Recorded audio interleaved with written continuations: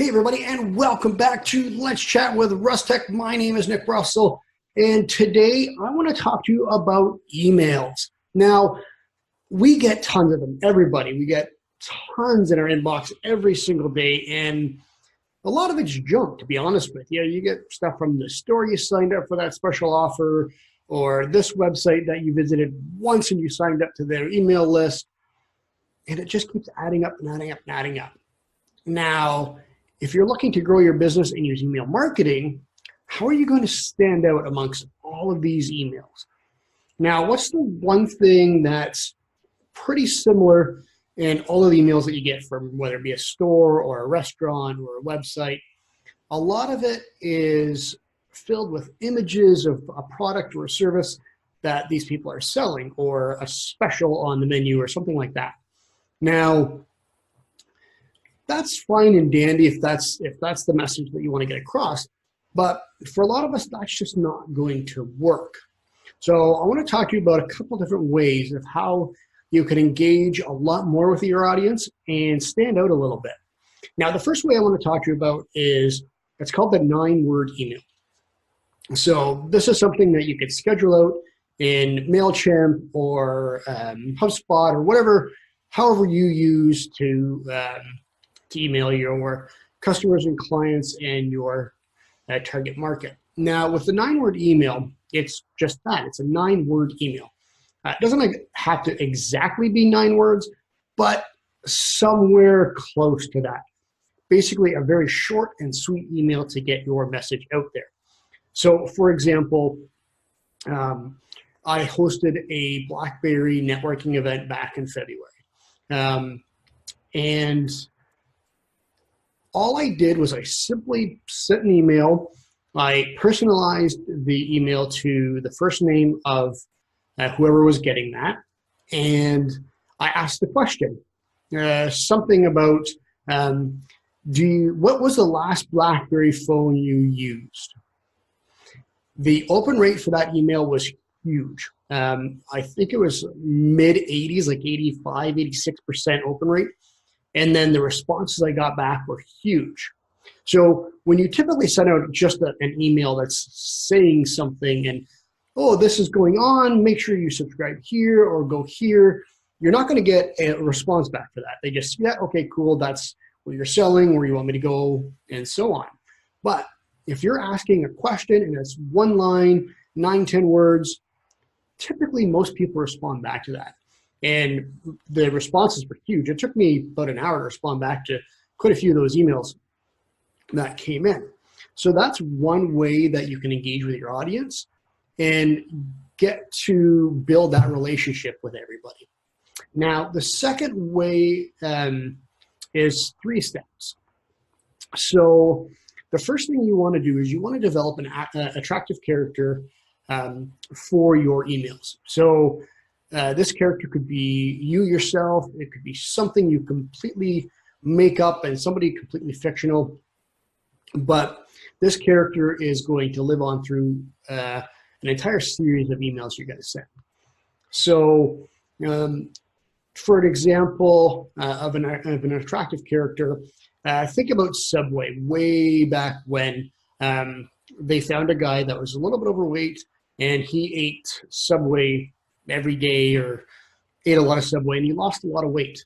They used this character to build their brand and show how healthy Subway was compared to other fast food places. And a lot of people could relate to that character. So it was a massive amount of business that they gained from that. Fortunately, things went south with that person, and Subway actually lost a lot of sales when that went south for that character. So now that you have an idea of what that character is, the first set of emails, you're going to have a sequence. Typically 5 to 7 days in a row, you're going to have an email sequence, and that sequence is called the soap opera series. Now, how many of you have ever watched a soap opera? I'm assuming they're still going on, but the soap operas, I can't even think of a name of one, like This Is Our Day or the day in a life or something like that. Anyways, the soap opera, when you watch that, it's an ongoing show. It doesn't end. There's no seasons. It just keeps going. So at the end of every episode, they leave you on a cliffhanger so you can come back tomorrow. You have to go back tomorrow and you want to see what happened in that last scene and what happens to these characters. And it just keeps going like that. So that's how you're going to write this email sequence. So you're going to set the email sequence up. And at the end of every sequence, you're going to have a little bit of a cliffhanger to make somebody want to read your next email the next day. And then at the end of that sequence, that's where you're going to have the call to action. You're going to have a sign up for this. We have that. We'll see you here, whatever the case may be. So you set up an entire story through 5 emails, but leaving each one as an episode, basically. And you want to have a cliffhanger at the end of each email and have them, hey, be sure to check out tomorrow's email. It'll be in your inbox tomorrow morning, and watch for this headline. So now people actually want to see what happens. And then after you're done with that sequence of emails, you don't want to just get everybody invested in that and then leave it.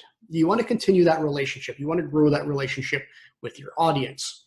So the next step is to have what they call the Seinfeld sequence of emails. Now, that's an email you're going to send out once a week. You can do it twice a week if you want, but at minimum once a week. And that keeps your audience engaged and you're growing that relationship with them. Now, why is it called the Seinfeld sequence? How many of you have ever watched Seinfeld? It was an incredibly funny show, but it was pretty much based on nothing. It was just one episode after the other, hysterical comedy. It was amazing, but there was no overlining story. There was no storyline that tied everything together. It was just one after the other, and the characters just kind of went through their daily lives. But that's what made it so much fun. So this is what you're going to do with these emails. So something happened to you, say this week in business, and you had a huge win. You could write about that, but tie that into what you're doing or what you want your audience to do.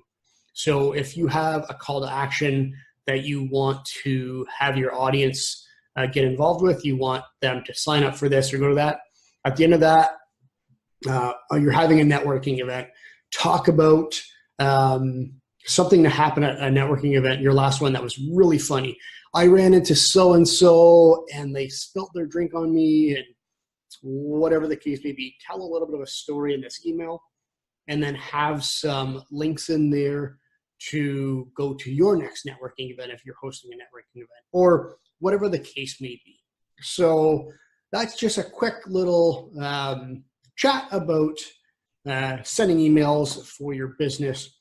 And as always, if you have any questions or you need any help setting anything up, give me a shout. If you're watching this on YouTube, if you're on the website or whatever platform, there are links below to our website, www.russtekmedia.com, and make sure you reach out and we'll be glad to help. So as always, stay tuned. Next week, we got a brand new episode for you and we're very excited. So hopefully you enjoy it, and make sure if you're watching on YouTube right now to subscribe, hit that bell, so you get the notifications when we have a brand new episode. And they're always on Thursdays. So hopefully next Thursday, we will see you either on YouTube or on any of the podcast platforms that you're listening, and I'm sure subscribe to. So have an amazing week, everybody, and we'll chat with you soon.